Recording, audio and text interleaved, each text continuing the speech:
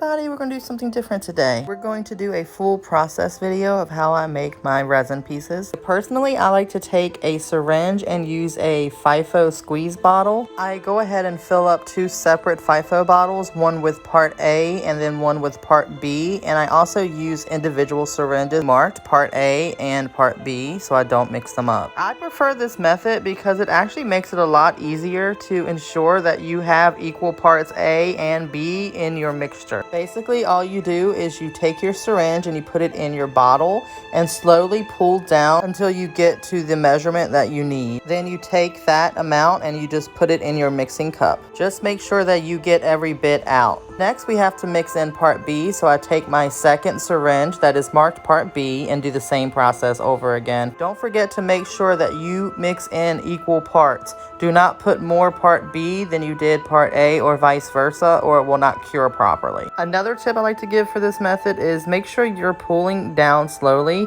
to avoid getting any extra air bubbles. And now I'm going to shut the fuck up so you can watch this part of the process in peace.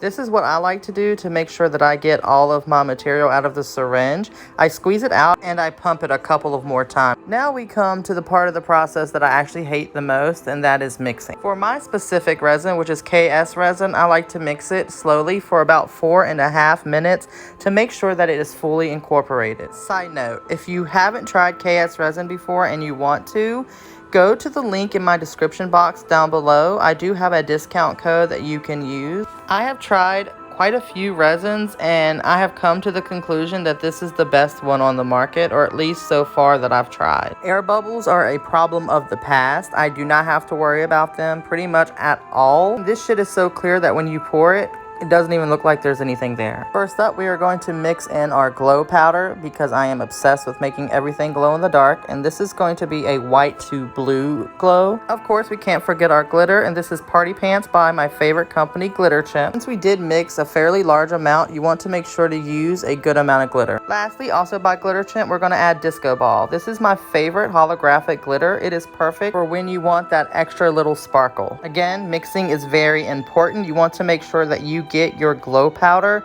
thoroughly mixed in because you don't want the glow to only be in some spots and not the others. Now, time for some glitter porn.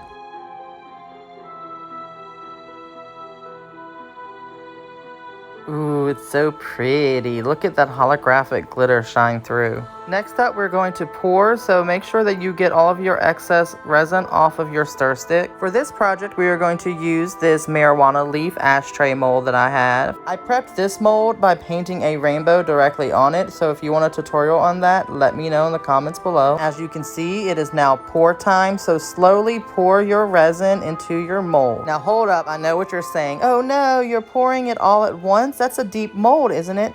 Yes, you are correct, and no, normally you don't want to do this. However, the resin I use actually works really well for molds this size, so I don't have to worry about pouring in layers or having to purchase a deep cast resin. These molds are larger, so your resin is going to start to get really fucking hot quicker.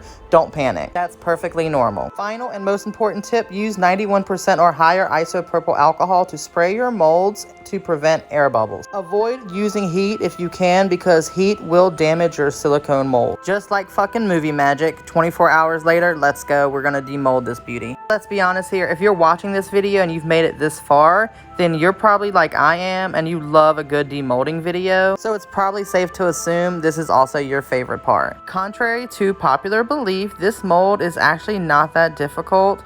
It does not take a lot of effort to remove your project from it. Just go one little corner at a time like I'm doing here. I mean, I don't even have to use any kind of mold release spray. It has come time for me again to shut the fuck up so you can watch me remove this project from this mold.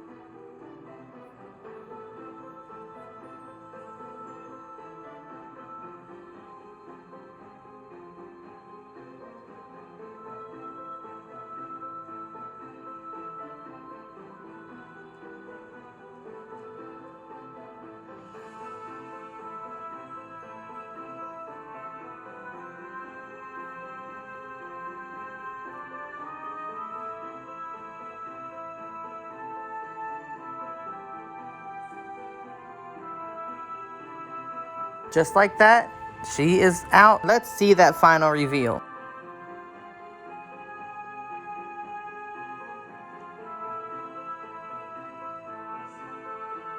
Now, let's check that glow.